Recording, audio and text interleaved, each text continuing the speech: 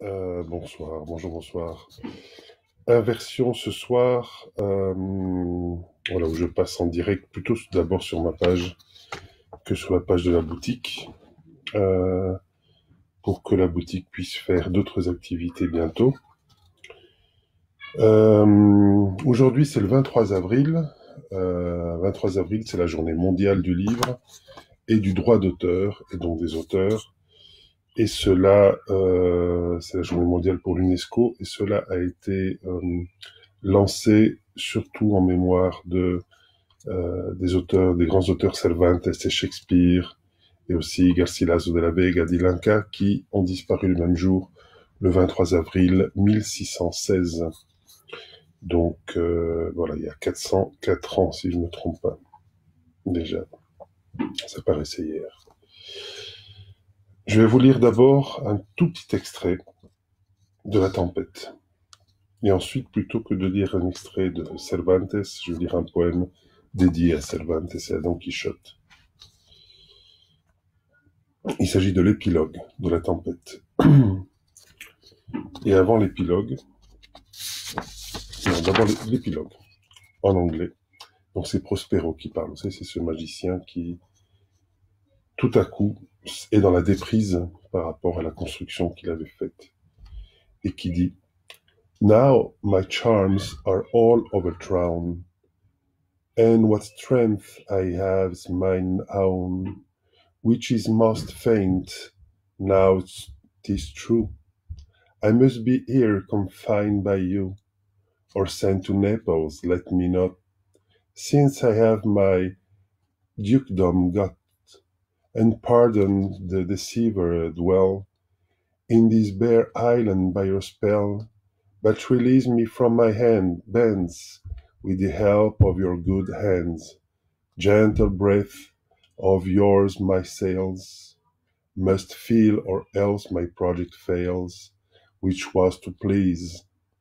Now I want spirits to enforce, art to enchant, and my ending in despair, unless I be relieved by prayer, which pierces so that it assaults mercy itself and frees all faults, as you from crimes would pardon be, let your indulgence set me free. Et en français, on perd toute la musicalité, mais ça donne. Maintenant, tous mes charmes sont détruits, je suis réduit à ma propre force, et elle est bien peu de choses. À présent, c'est vrai, vous êtes maître de me confiner ici, ou de m'envoyer à Naples, oh, puisque j'ai repris mon duché, et pardonnez aux traîtres, ne me laissez pas demeurer sous le charme dans cette île nue, mais délivrez-moi de mes liens, à l'aide de vos mains complaisantes. Il faut que vos murmures favorables emplissent mes voiles, sinon, adieu mon projet, qui était de vous plaire. Je n'ai plus maintenant d'esprit pour dominer, d'art pour enchanter, et ma fin sera le désespoir, si je ne suis sauvé par une prière, assez irrésistible pour prendre d'assaut la miséricorde même et amnistier toutes les fautes. Comme vous souhaitez être pardonné, daigne votre indulgence m'absoudre et me libérer. Voilà, ça c'était le tout grand Shakespeare. C'est une des pièces que j'ai le plus de plaisir à voir, à lire, et aussi il y a la très belle adaptation en film de Peter Greenaway, Prosperous Books, que je vous conseille si vous ne l'avez pas vu. Alors, je ne vais pas lire tout le poème d'Antonio Bertoli sur Don Quichotte, même si je serais bien tenté, parce que je ne l'ai jamais lu en entièreté. Mais voilà, il est en deux parties. La totalité serait un peu longue. Mais je vais donc vous lire le début.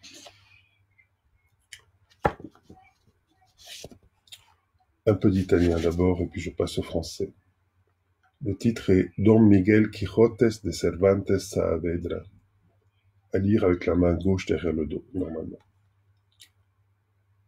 Terra futura, terra che sarà, secoli a venire, mio eterno presente, secoli a venire, secoli, ossessivamente, terra di adesso e terra futura, terra che non c'è come la mano condannata, tagliata, la mia mano storpiata, a Madrid, Lepanto, Navarrino, Tunisi, e poi Siviglia, Goletta, Algeri, Madrid ancora, galera fantasma come la mia mano, fantasma di quello che è, che potrebbe anche essere, terra futura, terra che sarà, secoli a venire, mio eterno presente, secoli a venire, secoli, ossessivamente, terra di adesso e terra futura.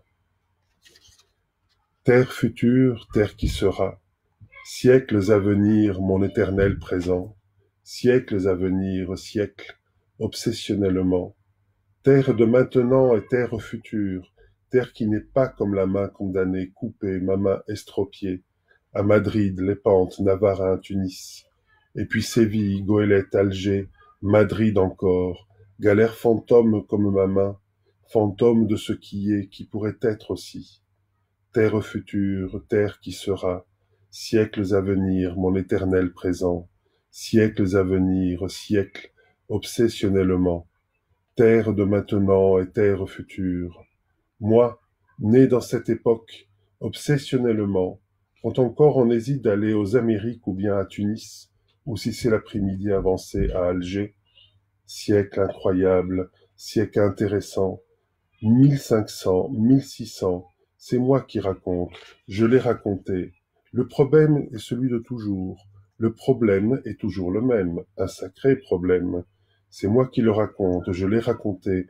Don Miguel de Cervantes Saavedra, el ingenioso hidalgo qui a tué Antonio de Segura et combattu le Turc à Navarin, el ingenioso hidalgo qui a tué Gaspar de Espeleta et libéré le bon sens del hombre de l'ombre, sur un cheval errant, sur Rocinante. Le problème est celui de toujours, je l'ai dit, le problème est toujours le même. Comment faire émigrer la Lune en dehors du système solaire? Comment faire émigrer la Lune en dehors du système solaire? C'est l'été de 1590, croyez-moi. Et il fait particulièrement chaud, c'est un été très chaud, en vérité. Et la Lune commence à se déplacer, et oui, c'est ainsi. En éclairant les vents sirocco de la nuit solsticiale, comme prévu et selon mes calculs, tournent les moulins et les troupeaux bêles déchirants. Quelqu'un n'y a aperçu ni monstre, ni géant, quoi qu'il y en eût et bien présent les désastres.